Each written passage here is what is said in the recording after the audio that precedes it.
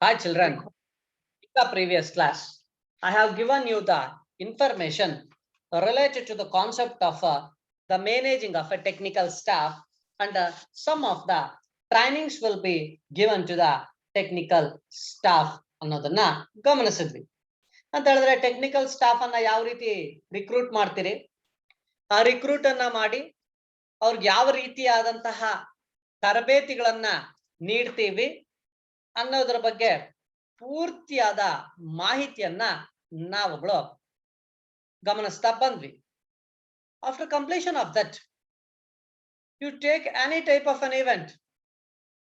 For that event, there should be a policies or the rules and regulations.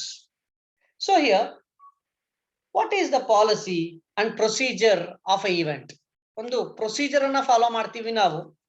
ಆ procedure ಯಾವ ರೀತಿ follow ಮಾಡ್ತೀರಿ, ಆ ಪಾಲಿಸಿ ಯಾವ ರೀತಿ ಇರುತ್ತೆ ಅನ್ನೋದನ್ನ ನಾವು ಗಮನಿಸಿದ್ದೆ ಆದ್ರೆ ಇಲ್ಲಿ what is the policy? The policy is a set of rules and regulations which is to be compulsorily followed at the time of running or starting up of a event, or it may be also called as the every event management company must have a framework of a comprising of a certain policies which will enable to do a better performances in the event without any defects and drawbacks. ನೋಡಿ, ಇಲ್ಲಿ ಯಾವುದೇ ಒಂದು event ಅನ್ನ ನಡೆಸಬೇಕು ಅಂತ ಹೇಳಿದ್ರೆ ಎಲ್ಲಿ policies procedures follow ಮಾಡ್ತೀವೋ ಅಲ್ಲಿ ನಮಗೆ ಯಾವುದೇ ರೀತಿಯಾದಂತಹ ಡ್ರಾಬ್ಯಾಕ್ಸ್ ಇಲ್ದಿರ, ಯಾವುದೇ ರೀತಿಯಾದಂತಹ ಪ್ರಾಬ್ಲಮ್ಸ್ ಇಲ್ದಿರ ನಾವು ನಡೆಸ್ಕೊಳ್ತಾ ಹೋಗ್ತೀವಿ ಅರ್ಥ. ಈಗ ಪ್ರತಿಯೊಂದು ಪಾಲಿಸಿನೂ ಸಹ ನಮ್ಮ ಒಂದೊಂದು ರೂಲ್ಸ್ ರೆಗ್ಯುಲೇಷನ್ಸ್ ಯಾವ ರೀತಿ ಫಾಲೋ ಮಾಡ್ತೀವಿ, ಮೇಂಟೈನ್ ಮಾಡ್ತೀವಿ ಅನ್ನೋದನ್ನ ಹೇಳ್ತಾ ಹೋಗುತ್ತೆ ನಮಗಿಲ್ಲಿ. There are plenty of policies, maybe the 15 policies are there. The first one, that is called as a vision policy. So what do you mean by vision? The vision is nothing but called as a goal. ನೀವು ಯಾವುದೇ ಒಂದು event organisation ತೊಗೊಳ್ಳಿ, ತಮ್ಮದೇ ಆದಂತಹ ಗುರಿಯನ್ನ ಇಟ್ಕೊಂಡಿರತ್ತೆ. Without having a goal, there is no any event organization. So here, the vision policy means which is having an ultimate goal along with a mission which is having a which will be having a certain deviations to protect. ಈ vision ಇಟ್ಕೊಂಡಿದೀವಿ ಅಂತ ಹೇಳಿದ್ರೆ ಯಾವುದೇ ರೀತಿಯಾದಂತ deviations ಆಗ್ತಾ ಇದೆ ಅಂತ ಹೇಳಿದ್ರೆ ಆ ಡಿವಿಯೇಷನ್ಸ್ ಅನ್ನ ಏನ್ ಮಾಡ್ತೀವಿ ನಾವು, ಪ್ರೊಟೆಕ್ಟ್ ನ ಮಾಡ್ತೀವಿ. ಏನಕ್ಕೋಸ್ಕರ ಅಂತ ಹೇಳಿದ್ರೆ the vision is a bridge ಅಂತ ಹೇಳಿದ್ರೆ ಒಂದು ಏನಂತ ಸೇತುವೆ ಅಂತ ಕರಿತೀವಿ ನಾವುಗಳು, which is use to reach the goals of the organization. Vision ಅಂತಕ್ಕಂಥದ್ದು, ಗುರಿ ಅಂತಕ್ಕಂಥದ್ದು ಇಟ್ಕೊಂಡಿದ್ರೆ ನಾವು ಯಾವುದೇ ರೀತಿಯಾದಂತಹ ಗೋಲ್ಸ್ ಅನ್ನ ರೀಚ್ ಅನ್ನ ಮಾಡಬಹುದು. ಆ ಪಾಲಿಸಿನ ನಾವೇನ್ ಮಾಡ್ಬೇಕು, ಇಟ್ಕೋಬೇಕಾಗತ್ತೆ. ಸೊ ಸರ್, ನಿಮ್ಗೇನೋ ಗೋಲ್ ಇದೆ, ರೀಚ್ ಮಾಡ್ಬೇಕು ಅನ್ಕೊಂಡಿದ್ದೀರಾ, ಲೀಗಲ್ ಆಗಿ ರೀಚ್ ಮಾಡ್ಬೇಕು. ನಾವು ಇಲ್ಲೀಗಲ್ ಆಗಿ ಹೋಗ್ಬಾರ್ದು. ನಾವು ಗುರಿ ಸಾಧನೆ ಮಾಡ್ಬೇಕು ಅಂತ ಹೇಳಿದ್ರೆ ಇಲ್ಲೀಗಲ್ ಆಗಿ ನಾವು ಹೋಗಿ ತಲುಪ್ತಕ್ಕಂತಹ ಕ್ರಿಯೆ ಅಥವಾ ಕಾರ್ಯನ್ನ ಮಾಡಬಾರ್ದು. ಯಾಕೆ ಅಂತ ಹೇಳಿದ್ರೆ ಹಿಯರ್ ದ ಲೀಗಲ್ ಪಾಲಿಸೀಸ್ ಅಂತ ಹೇಳಿದ್ರೆ it is A legal framework with in which A company should be bounded. ಕೆಲವು ಬೌಂಡ್ರಿ, ಅದು ಜೂರಿಸ್ಟಿಕ್ಷನ್ಸ್ ಅಂತ ಕರಿತೀವಿ ಅಲ್ವಾ. ಆ ಕಾನೂನನ್ನ ನಾವು ಸುತ್ತಾರ್ಕೊಂಡಿರ್ತೀವಿ, ಅದರ ಒಳಗಡೆ ಬೌಂಡ್ರಿ ಒಳಗಡೆನೆ ನಾವ್ ಇರ್ಬೇಕು. ಯಾವ ರೀತಿ ಅಂತ ಹೇಳಿದ್ರೆ the legal policy is comprehensing with the various types of rules that is called as permissions, licenses, clearances, etc. ನೋಡಿ, ಕಾನೂನುಬದ್ಧವಾಗಿ ನಾವು ದಾಖಲೆಗಳನ್ನ ಸಿದ್ಧಪಡಿಸ್ಕೋಬೇಕು. ಕೆಲವು rules, regulations, permissions, licences, clearances. ನಾವೇನಾದ್ರೂ ಹಣ ಗೌರ್ಮೆಂಟ್ ಕಟ್ಟಬೇಕಾ ಅಥವಾ ಫೀಸಸ್ ಕಟ್ಟಬೇಕಾ, ಕಟ್ಟಿರ್ಬೇಕು. ಪರವಾನಗಿ ಪಡ್ಕೊಂಡಿರ್ಬೇಕು, ಅನುಮತಿಗಳನ್ನ ಪಡ್ಕೊಂಡಿರ್ಬೇಕು.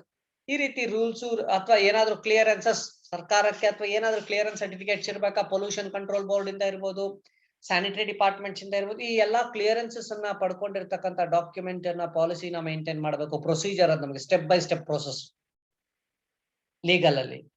ಇನ್ನ ಸರ್ವಿಸ್ ಪಾಲಿಸಿ ಅಂತ ಹೇಳಿ ತೆಗೆದುಕೊಂಡ್ರೆ, ಅಥವಾ ಸರ್ವಿಸ್ ಲೆವೆಲ್ ಅಗ್ರಿಮೆಂಟ್ ಪಾಲಿಸಿ ಅಂತ ಹೇಳ್ಬಿಟ್ಟು ನಾವು ತಗೊಂಡ್ರೆ, ಈ ಗೈಡ್ ಲೈನ್ಸ್ ಅಂತಕ್ಕಂಥದ್ದು ನಮ್ಗೆ ಹೇಳ್ತಾ ಹೋಗುತ್ತೆ, the service which is given there that should be based on the qualitatively and quantitatively. ಕ್ವಾಲಿಟಿನೂ ಇರಬೇಕು, ಕ್ವಾಂಟಿಟಿನೂ ಇರ್ಬೇಕು. ಸರ್ವಿಸ್ ಅನ್ನ ಕೊಡ್ಬೇಕಾದ್ರೆ ನಾವು ಸರ್ವಿಸಸ್ ನಾವೇನೆಲ್ಲ ಕೊಡ್ತೀವಿ ಅಲ್ಲಿ, food is a service, the facilities is a service, the media and time frame work is a service. ನಾವೇನ್ ಸಮಯ ಸಂದರ್ಭ ಹೇಳಿರ್ತೀರಿ, ಆ ಸಮಯ ಸಂದರ್ಭಕ್ಕೆ ತಕ್ಕಂತೆ ಕೆಲಸವನ್ನ ಪೂರ್ತಿ ಮಾಡ್ತಕ್ಕಂಥದ್ದು ಒಂದು ಸರ್ವಿಸ್. ನಾವು ಅವ್ರಿಗೆ ಏನು ಇವೆಂಟ್ ಅನ್ನ ನಡಿಬೇಕಾದ್ರೆ ಫುಡ್ ಅಂಡ್ ಬ್ಯೂರೇಜಸ್ ಕೊಡ್ತೀವಿ ಅಂತ ಹೇಳಿರ್ತೀವಿ, ಕ್ವಾಲಿಟಿಲಿ ನೀಟ್ನೆಸ್ ಅನ್ನ ಕೊಡ್ತಕ್ಕಂಥದ್ದು. ಇನ್ನು ಅದರ ಜೊತೆಗೆ ಫೆಸಿಲಿಟೀಸ್, ಬೇರೆ ರೀತಿಯಾದಂತ ಎಲ್ಲ ಫೆಸಿಲಿಟೀಸ್ ಯಾವೆಲ್ಲ ನಾವು ಮಾಡಿರ್ತೀವಿ, ಆ ಎಲ್ಲಾ ಸರ್ವಿಸಸ್ ಅನ್ನ ಯಾವ ರೀತಿ ಕೊಡ್ತೀವಿ ಅನ್ನೋದ್ರ ಬಗ್ಗೆ ಪಾಲಿಸಿಯನ್ನ ಫ್ರೇಮ್ ವರ್ಕ್ ಅನ್ನ ಮಾಡ್ಕೊಂಡಿರ್ಬೇಕಾಗತ್ತೆ. ಇನ್ನು ಅದನ್ನ ಹೊರತುಪಡಿಸಿದ್ರೆ reservation policy. The reservation policy ಅಂತ ಹೇಳಿದ್ರೆ, in a certain event we people want to keep some of the reservations, that is may be called as a time reserved, space reserved, fund reserved, and some of the people contractual capacities are advances reserved. ಇಲ್ಲಿ ನಾವೇನ್ ಮಾಡ್ಕೊಳ್ಬೇಕು, ಕೆಲವು reservations ಅನ್ನ reserve ಮಾಡ್ಕೊಂಡಿರ್ಬೇಕು. Time ಅನ್ನ advance due time, ನಾವು ಯಾವ ಸಂದರ್ಭಕ್ಕೆ 10 ಗಂಟೆಗೆ ಸ್ಟಾರ್ಟ್ ಮಾಡ್ತೇವೆ, 9ವರೆಗೆ ಸಿದ್ಧ ಡ್ಯೂ ಟೈಮ್ ರೆಡಿ ಇರ್ಬೇಕು. Space, everything should be placed in a particular place and every product, every equipment should be kept as a reserve place ಅಲ್ವಾ. ಆ ಸ್ಪೇಸ್ ಅನ್ನ, ಖಾಲಿ ಜಾಗವನ್ನ ಕಾಯ್ದಿರಿಸಿಕೊಂಡಿರ್ಬೇಕಾಗತ್ತೆ. ಅದರ ಜೊತೆಗೆ ನಾವು ಪೇಮೆಂಟ್ ಮಾಡ್ತಕ್ಕಂಥ ಅಡ್ವಾನ್ಸಸ್ ಅಮೌಂಟ್ ಅನ್ನ ರಿಸರ್ವ್ ಆಗಿ ಇಟ್ಕೋಬೇಕಾಗತ್ತೆ. ಅಥವಾ ಪಾರ್ಟ್ಲಿ ಪೇಮೆಂಟ್ ಏನಾದ್ರೂ ಮಾಡಿದ್ರೆ ಅದರ ಬಗ್ಗೆ ನಾವು ರಿಸರ್ವೇಶನ್ ಅನ್ನ ಮಾಡ್ಕೊಂಡಿರ್ಬೇಕಾಗತ್ತೆ. ಅಂದ್ರೆ ಎಲ್ಲ ಅರೇಂಜ್ಮೆಂಟ್ಸ್ ಅನ್ನ ರಿಸರ್ವ್ ಆಗಿ ಇಟ್ಕೊಳ್ತಕ್ಕಂಥ ಪಾಲಿಸಿನ ನಾವು ಮೇಂಟೈನ್ ಅನ್ನ ಮಾಡ್ಕೋಬೇಕು. ಇನ್ನ cancellation policy. Sir, the event has been organized, unfortunately maybe some of the cancellations may be occur, the event may be postponed and the event may be postponed and some of the cancellations should be done.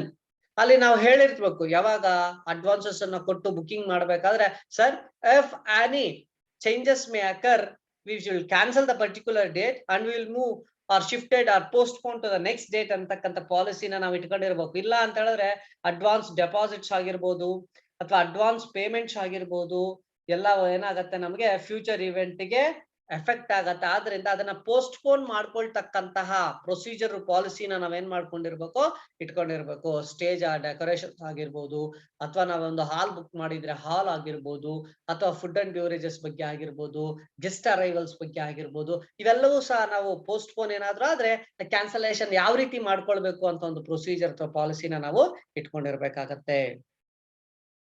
ಇನ್ನು escalation policy, who can control the quarrels ಅಂತ ಹೇಳ್ಬಿಟ್ಟು ಕರಿತೀವಿ. ಅಂತ ಹೇಳಿದ್ರೆ there may be the grievances may occur unfortunately, so that time there must be one point of contact accessible to the client who can address the grievances as a representative of a company. ಏನಾದ್ರೂ ಕುಂದುಕೊರತೆಗಳು ಬಂದ್ರೆ ಆ ಕುಂದುಕೊರತೆಗಳನ್ನ ಪರಿಹಾರ ಮಾಡ್ತಕ್ಕಂತ ಪ್ರತ್ಯೇಕವಾಗಿರ್ತಕ್ಕಂಥ ಒಂದು ಕಮಿಟಿನ ನಾವು ಏನ್ ಮಾಡ್ಕೊಂಡಿರ್ಬೇಕು, ಅಲ್ಲಿ ಸಿದ್ಧ ಅಥವಾ ಅಪಾಯಿಂಟ್ ಅನ್ನ ಮಾಡ್ಕೊಂಡಿರ್ಬೇಕಾಗತ್ತೆ.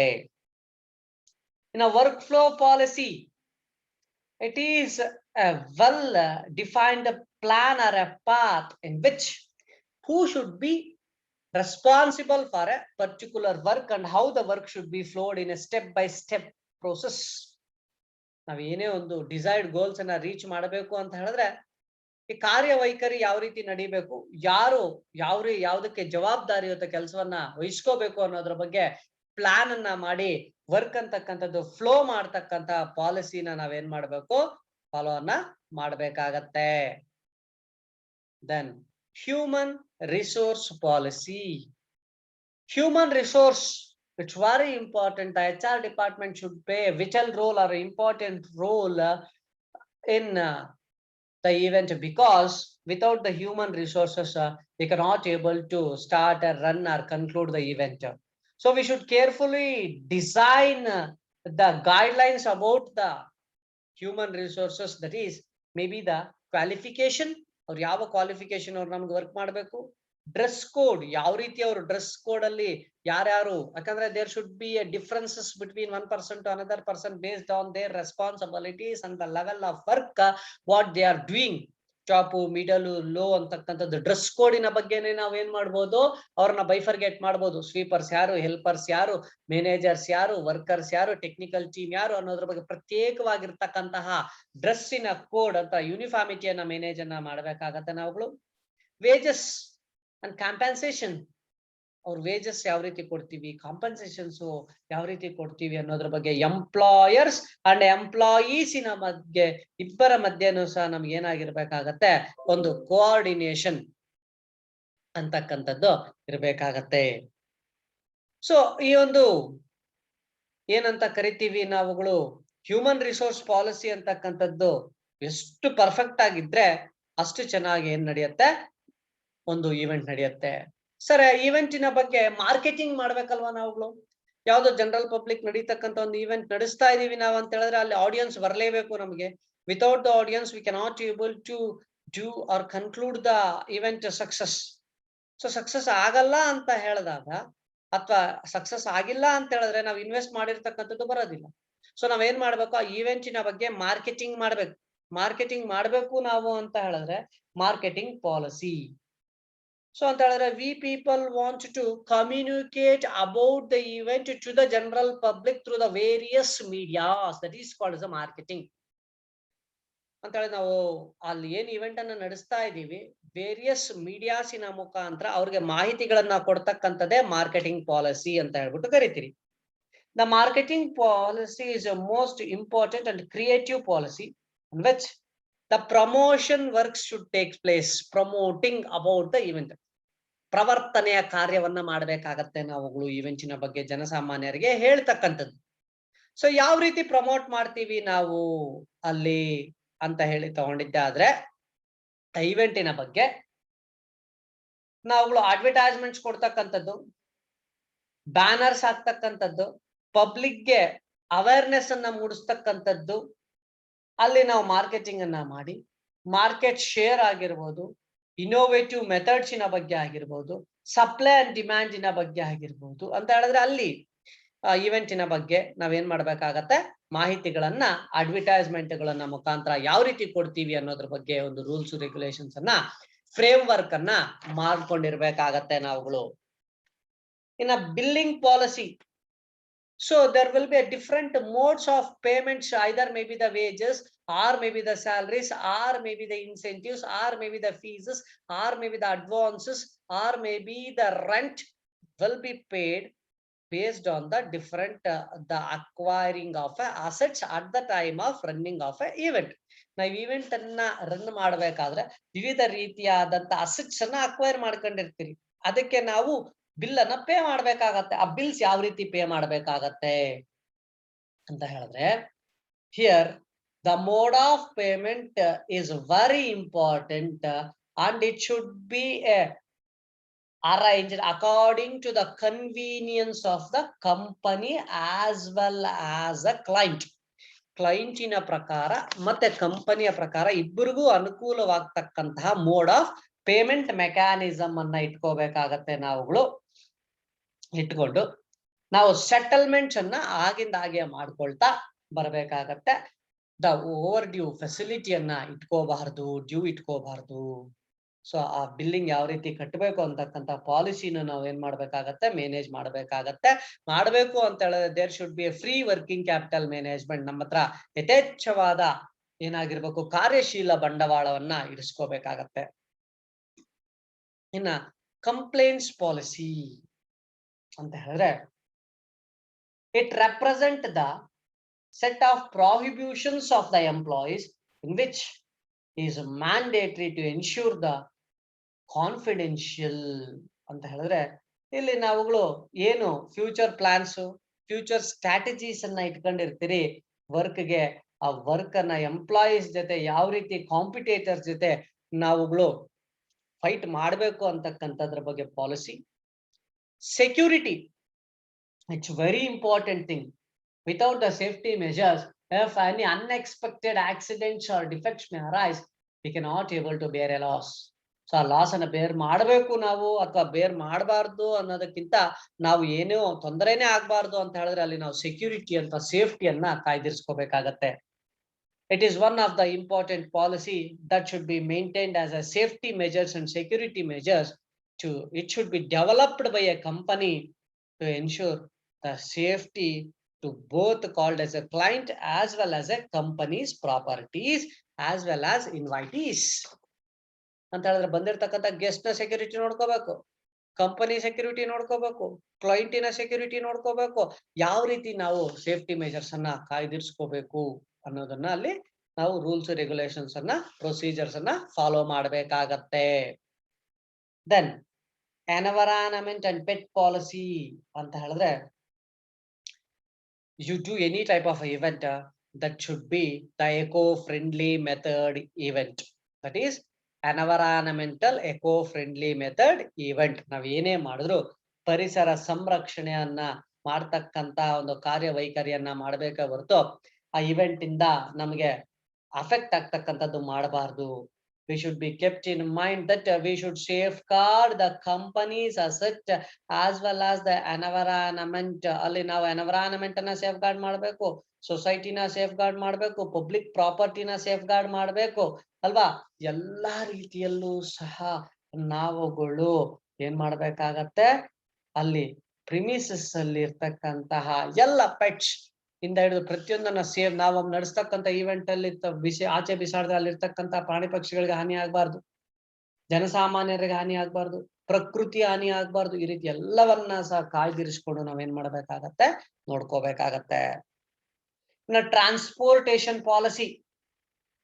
ಟ್ರಾನ್ಸ್ಪೋರ್ಟೇಶನ್ ಪಾಲಿಸಿ ಅಂತ ಹೇಳಿದ್ರೆ you do any type of event there the transportation is very important. ಈಗ ನಾವೆಲ್ಲೋ ಸಿಟಿಯಿಂದ ಆಚೆ ಮಾಡಿದ್ರೆ ಅಲ್ಲಿಗೆ ಎಲ್ಲಾ ವಸ್ತುಗಳು ಸಾಗಿಸ್ಬೇಕಾ?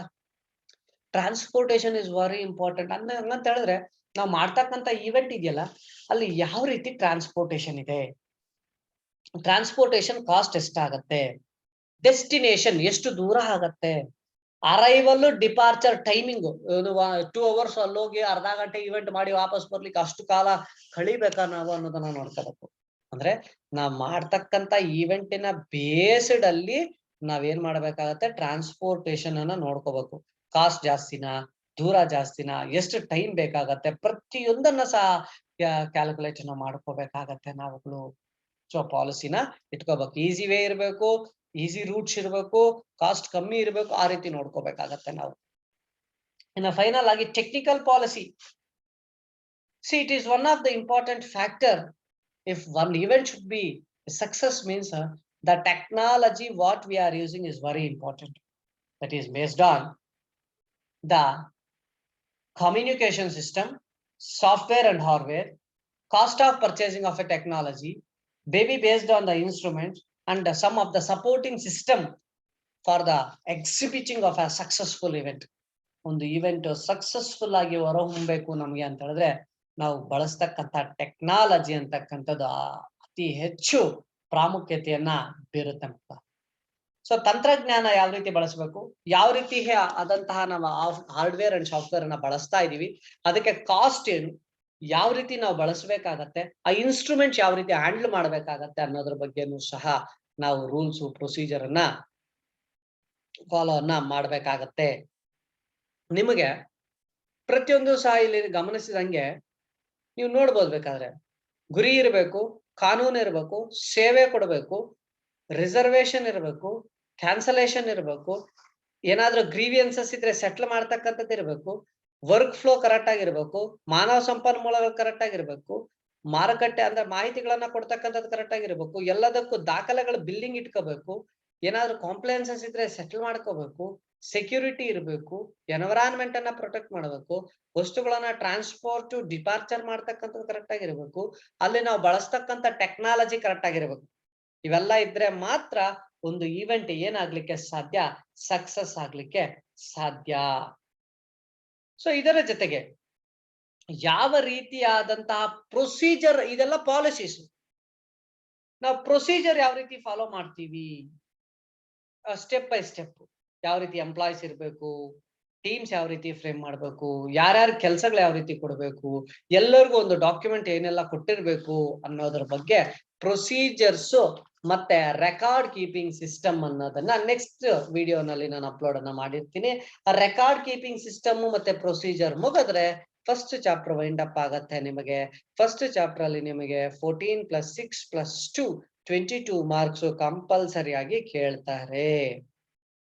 So these ends with the policies or the documents or the sum of the rules should be maintained at the time of starting and running up of a event, my dear children.